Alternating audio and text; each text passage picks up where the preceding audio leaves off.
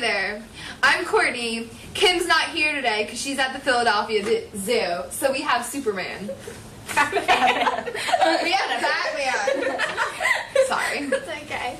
I'm Jess. And I'm Hope, and this week we'll be focusing on a species of animals that are just like us. But not as pretty. I mean, they're primates.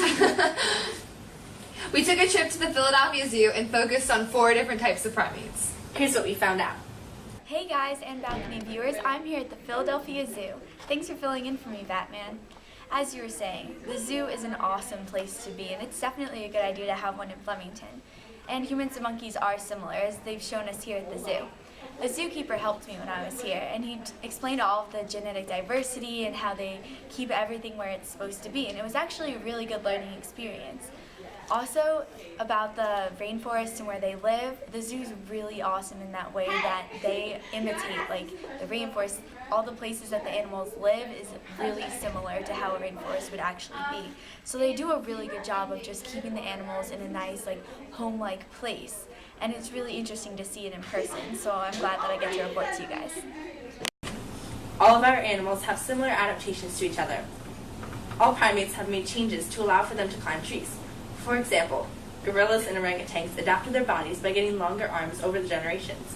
Also, langurs and lemurs both made adaptations on their paws and feet to help them climb trees easier. I wonder why this happens. Like, it's really weird. I think it happens because they were all intertwined at one point. Like, there was one monkey, and over millions and millions of years, they adapted and they branched out, forming new types of monkeys. So, in one way or another, all monkeys are related. That's just like humans. Yeah. Exactly. Not only are the monkeys themselves similar, but also the environments that they live in are very similar. Like, they all have trees and bushes. Yeah, like, they're all in different kind of rainforesty areas. Yep. Wow, that's really weird. And now, back to Kim. Having a zoo in Flemington would be an awesome idea because you learn a lot of new things that you didn't know before. For example, even today, I learned that primates are secondary and primary consumers. I never knew that. Not only is the zoo educational, but it's also a really fun experience, and I'm glad that I got to be here to share it with you guys. So I really love how the zoo is divided into sections based on order. And then within the order, they were based on family, and separate exhibits had the animals in the correct genus and species. Same. I really like how they didn't mix up the animals and they put them in based on their class and everything. So it seems like they really put time into it. Maybe they could have mixed animals in the same order, like different primates could interact in the same exhibit, just to make the zoo seem more like an actual environment. That's really interesting. Seems like the zoo could use some improvements. Yeah, but you have to give them some credit. They're doing a great job maintaining genetic diversity, even with a limited gene pool that they have to work with. Did you guys know that there's a whole database called SSP that was created by the Lower Kingbatagon? I talked to a zookeeper and he explained the whole thing. Its purpose is to organize and list information about every registered zoo animal.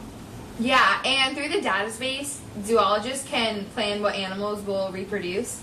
It helps to ensure that a diversity exists and the genes of species, so no problems or defects will occur. Yeah, and the information also helps the zoo. For example, in the spectacled langurs exhibit, zookeepers used the database to make sure 4 different langurs were unrelated. Then the 3 females and 1 male were placed in an exhibit to ensure reproduction.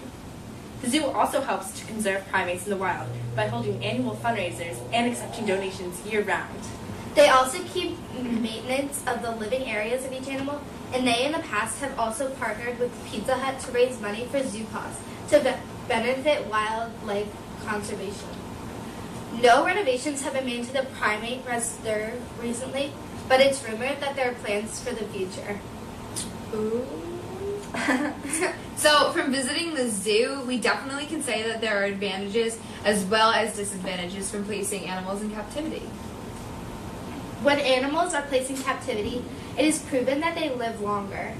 In the wild, animals are more prone to predators, sickness, and danger due to the destruction of their environment. Also, placing animals in captivity allows them to be rehabilitated and then released back into the wild. Additionally, zoos help to protect endangered species and help scientists learn about the behavior of different species of animals. I think the only disadvantage is that animals' behaviors can change when they're in captivity. However, the zoo's practice of the method of enrichment, which helps animals remain wild and work to find food.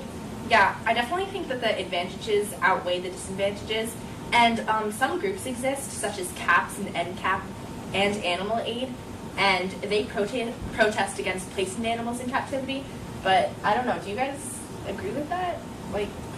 Well, it's known that animals benefit from being placed in captivity, and not only for their own health purposes. There's other reasons to it. Zoos offer communities and a wonderful, safe environment for fun and learning. It inspires people to be more compassionate towards animal and the environment.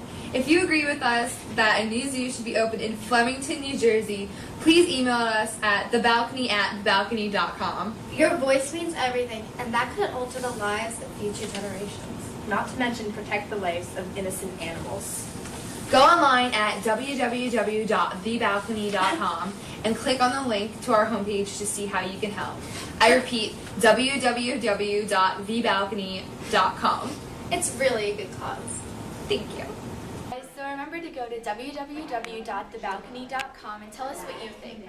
Should Flemington make a zoo? We think so. Please, please, please vote for Flemington to have a zoo. It's family oriented, it's a lot of fun, it's great for school field trips. Not only is it educational, but you learn tons of things that you would never know before. And also there's a fun gift shop where you can get furry friends such as these. So please tell us your opinion. Should Flemington have a zoo? We want to know what you think. Thank you. I had the chance to get up close and personal with gorillas. A gorilla's natural habitat are wet climates with many trees and plants, such as rainforests in Africa. In the wild, a gorilla has to live comfortably with different temperatures and learn to defend itself against the minimal predators that it has. Wildcats and sometimes even other gorillas attack them. There are plants to eat and also interactions with different species. In a zoo environment, it's very easy to imitate trees and to feed them daily, although they can't have the reality of other animals or have the same temperature or climate changes. The zoo made swings similar to trees, and they had cardboard boxes for the gorillas to play with, so the effort was definitely there. Their huge bodies are a great adaptation for walking and moving around in the trees. Luckily, the zoo supplies vaccines so the gorillas don't become ill. They also have weekly checkups to make sure their health is good. If they were in the wild, they wouldn't have the help of the zookeepers to make sure they were constantly healthy. I studied the Sumatran orangutan, also called the Pongo abeli. They live in Malaysia, which is an island of Sumatra located in Indonesia. They live with Sumatran rhinoceroses, pig-tailed monkeys, and clouded leopards. Common plants that inhabit the rainforest are the Hopia becoria and an abundance of types of trees. The orangutan's habitat consists of many mountains, lakes, and hot springs. At the Philadelphia Zoo, certain elements were recreated. There were pipes and wires to imitate trees and vines for the primates to swing on. Also, balconies existed so the orangutans felt like they had an open space and lots of freedom. Additionally, boxes and buckets existed so the animals felt safe and entertained.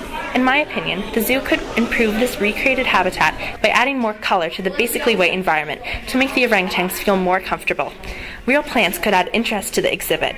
Lastly, maybe the zoo could incorporate changes in weather and climate to make the living conditions more realistic to a rainforest. As for adaptations of the animal, they have very long arms to allow them to swing on trees and easily get away from predators. Additionally, they eat an abundance of different types of plants and insects, which allows for an easy diet. Their reddish-orange coloration allows them to blend in with the rainforest, and their brown eyes help to absorb sunlight. Loose communities exist where females take care of their offspring. Many predators are bearded pigs, crocodiles, pythons, and clouded leopards.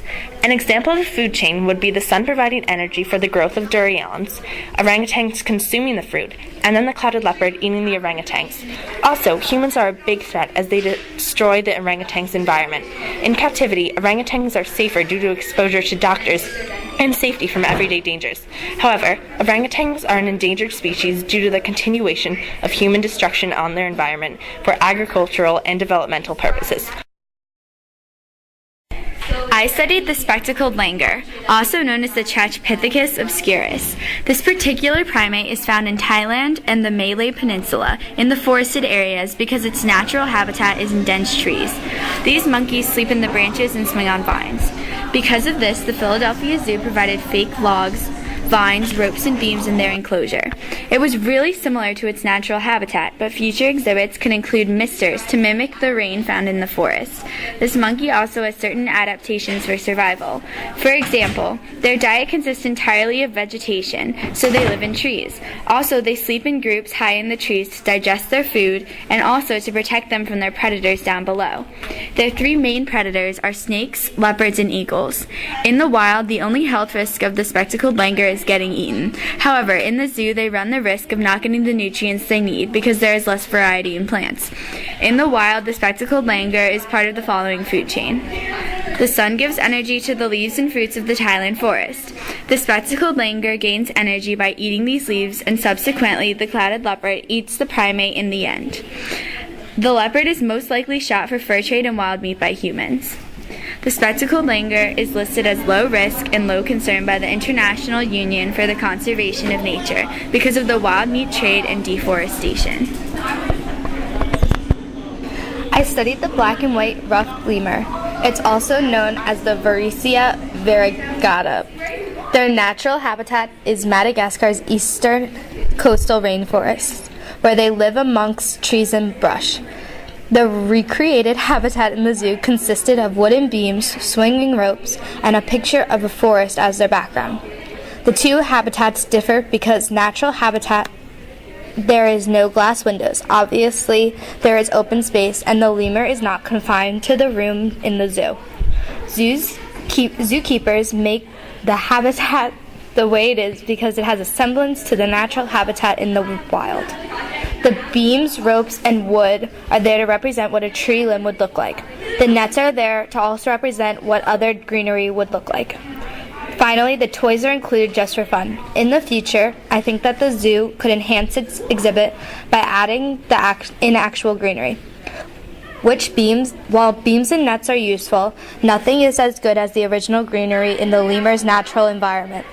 Also, I don't believe that the baby toys in the environment helped or enhanced the exhibit much. The entire time I was at the zoo by the lemurs, I didn't see them play or go near the toys once. These excess items are crowding up their environment, which leads me to my final idea to make the exhibit bigger and more detailed. The bigger and more lifelike it is, the better off the animals will be in the long run. Adaptations of this lemur include a highly developed sense of smell and compensation for lack of developed hands and feet that allows them to successfully climb trees. The food chain for this lemur is not very complicated. The sun gives fruit such as apples, bananas, pears, etc. the energy to grow. Then the black and white ruffed lemur consumes this fruit. Sadly, then they get eaten by predators such as hunters and crocodiles. As of 2005, they are endangered.